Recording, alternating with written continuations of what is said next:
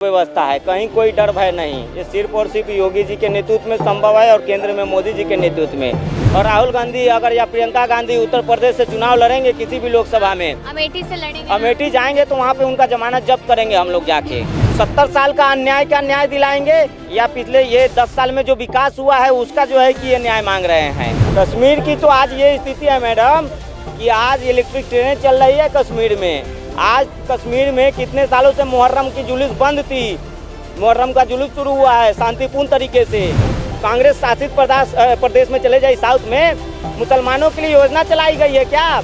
Auto खरीदने के लिए, उस पर सिर्फ मुसलमानों का वो हक है। नमस्कार, मैं कशिश और स्वागत है आपका लीडिंग भारत में। देखा जाए अभी भी यहाँ पर राममय में पूरी तरीके से जो देश है वो डूबा हुआ नजर आ रहा है। 24 के चुनाव है, महज कुछ ही समय यहाँ पर रह गया है। और दूसरी तरफ देखा जाए तो यहाँ पर न्याय यात्रा चल रही है, उधर किसान आंदोलन पर बैठे हुए हैं, इधर केजरीवाल की गिरफ्तारी को लेकर खबरें आ रही है। तो मुद्दे तमाम है यहाँ पर। अब यहाँ पर आप अयोध्या गए थे, पहले तो बताइए सफर कैसा रहा वहाँ पर? सफर तो इतना अच्छा रहा और खास करके उत्तर प्रदेश में जो विकास है, जो शांति व्यवस्था है, कहीं कोई डर माहौल नहीं।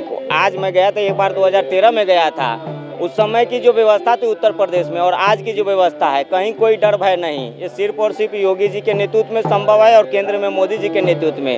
7 दिन में 700 किलोमीटर से दिल्ली से साइकिल चला के अयोध्या गए थे, है ना। हर जगह जो है कि सारी चीज व्यवस्था, पानी से हो, चाहे बिजली हो, चाहे सड़कें हो, चाहे पुलिस प्रशासन की, जा रहे थे तब सारी व्यवस्था है रास्ते में, कहीं कोई डर नहीं। खास करके पुलिस प्रशासन का हर जगह जो है कि मुस्तैदी से जो है कि लोग खड़े थे, तो कहीं कोई दिक्कत नहीं है। तो रामलला के दर्शन भी हो गए? दर्शन हुआ, 23 तारीख को दर्शन हुआ और काफी जो है कि अच्छा रहा सफर। जो है परशुराम की कृपा थी, काफी ठंड था भी उस समय। जिस स्थिति में निकले थे दिल्ली में, सकुशल जो है कि वहाँ पहुँचे और फिर उधर से साइकिल से वापस लौटे हैं। इस बार की साइकिल यात्रा हमने शुरू किया है, बनारस जाएगी दिल्ली से साइकिल यात्रा।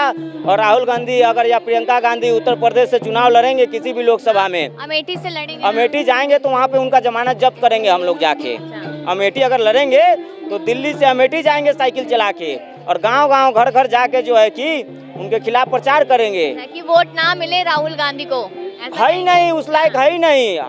राहुल गांधी किस उद्देश्य को लेकर जनता के साथ जाएंगे? हम तो जो है ना न्याय दिला रहे हैं, हम किसानों को न्याय दिलाएंगे, महिलाओं को न्याय दिलाएंगे, युवाओं को न्याय दिलाएंगे। अच्छा, मतलब जो न्याय दिलाएंगे, पहले ये क्लियर करे, वो पिछले 70 साल का अन्याय का न्याय दिलाएंगे या पिछले ये 10 साल में जो विकास हुआ है उसका जो है कि ये न्याय मांग रहे हैं? वही तो पूछता है विपक्ष कि क्या विकास हुआ है। विकास तो पहले ये बतावे कि क्या अन्याय हुआ है, पहले ये राहुल गांधी बतावे कि क्या अन्याय हुआ है, उसके लिए की बात करते हैं ना। महिलाओं की बात की जाए, मणिपुर की बात लिया थे, युवाओं की बेरोजगारी की बात न्याय यात्रा में वो ये भी जोड़े कॉन्सेप्ट। पहला मुद्दा ये भी रखे कि कश्मीरी पंडितों के लिए जो है कि वो न्याय मांग रहे हैं। कश्मीरी पंडितों को जिस तरह से कश्मीर से भगाया गया है ना, उनका जो है कि जमीन जायदाद छीना गया, उनकी हत्याएं की गई, राम मंदिर पे जो है कार सेवकों पे गोली चलाई, तो ये भी न्याय में आता है ना। इसके लिए कभी वो न्याय मांगेंगे? इसलिए तो कहते हैं ना कि राजीव गांधी जी ने यहाँ पर ताला खुलवाया था। 370 की आप बात कर रहे हैं, उसके लिए कहते हैं कि 9 साढ़े 9 साल में कौन सा पंडित वापस जाके बस गया कश्मीर में? कश्मीर की तो आज ये स्थिति है मैडम कि आज इलेक्ट्रिक ट्रेनें चल रही है कश्मीर में। आज कश्मीर में कितने सालों से मुहर्रम की जुलूस बंद थी, मुहर्रम का जुलूस शुरू हुआ है शांतिपूर्ण तरीके से। आज जितने भी जो है ना, जो कश्मीर की परंपराएं वहाँ की, वो शुरू हुई है, जिसको बंद करके रखा था ये लोगों ने। आज पत्थरबाजी बंद हुई है। किसानों का क्या? किसान के लिए तो सबसे पहले हम किसान और जवानों के लिए ही मोदी जी सोच रहे, काम कर रहे हैं। फिर भी गोलियां लग रही है किसानों को। आज जो प्रधानमंत्री फसल बीमा योजना लाए हैं, किसके हित के लिए लाए हैं? किसानों के लिए।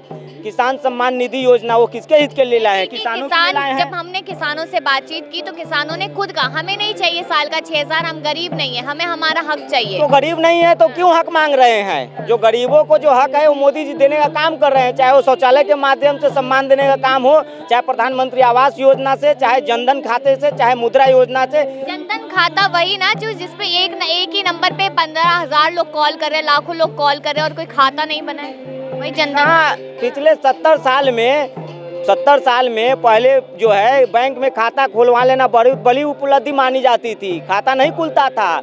आज जो है हर एक घर में सबका खाता है, बैंक से जोड़ने का काम मोदी जी ने सब लोगों को किया। आज उज्ज्वला योजना देने का मोदी जी ने काम किया। 10,000 रुपया रेहड़ी पटरी वाले भाइयों को बिना ऋण का जो है कि मोदी जी ने देने का काम किया। तो ये कांग्रेस की जो है कि एकदम गंदी नीति शुरू से रही है। नीति और नीयत इनकी तो शुरू से गंदी रही है।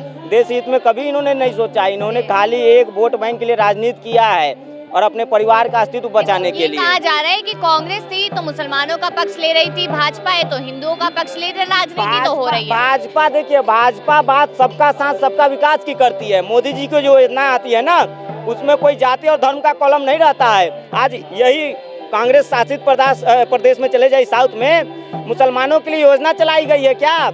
ऑटो खरीदने के लिए, उस पर सिर्फ मुसलमानों का वो हक है। मतलब और मुसलमान ही वहाँ गरीब है और हिंदू वहाँ गरीब नहीं है। तो ये फर्क है कांग्रेस में और भाजपा में। और भाजपा की जो सरकार है ना, उसमें जो है मोदी जी की योजना सबके लिए होती है। जो उज्ज्वला योजना रहा, चाहे आवास योजना है, चाहे जनधन का जो भी योजना, हमारी सभी मुस्लिम माताओं बहनों के लिए समान अधिकार रहा है। और सबसे पहले मोदी जी ने मुस्लिम माता बहनों को देने का काम किया था। इसका ये अपनी आपकी जो यात्रा पहुँचेगी, इसके बारे में थोड़ा अच्छे से बता दें। यात्रा जाएगी, मोदी जी को सिर्फ ताज पहनाना बाकी है। ताज नहीं पहनाए हैं, ताज पहनाएंगे अप्रैल चुनाव के बाद। जो है कि भगवा भी है और भाजपा भी है, दोनों। और दोनों का उद्देश्य क्लियर है, राष्ट्र का विकास और एकता। तो इस बार जो यात्रा करेंगे 400 पार हम लोग करेंगे।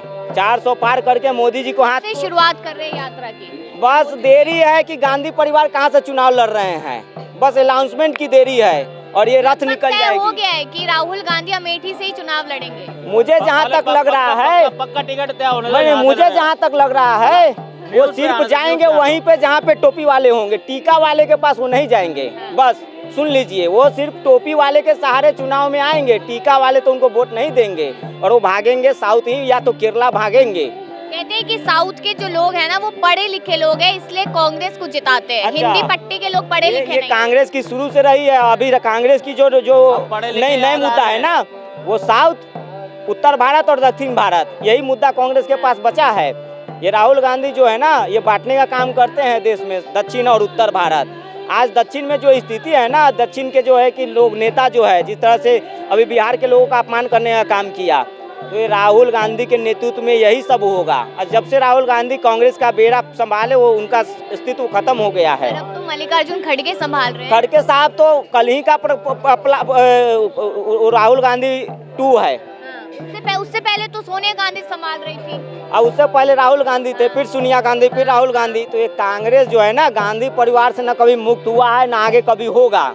ये प्राइवेट लिमिटेड पार्टी है, चाहे सपा हो, चाहे आरजेडी हो, चाहे कांग्रेस हो। ये प्राइवेट लिमिटेड मतलब परिवार की पार्टी है और इससे देश को बहुत खतरा है। परिवारवादी पार्टी जो है ना, देश के लिए बहुत बड़ा नुकसान है। कैंसर से बड़ी बीमारी है। ये लोग देश हित में कभी नहीं सोचते।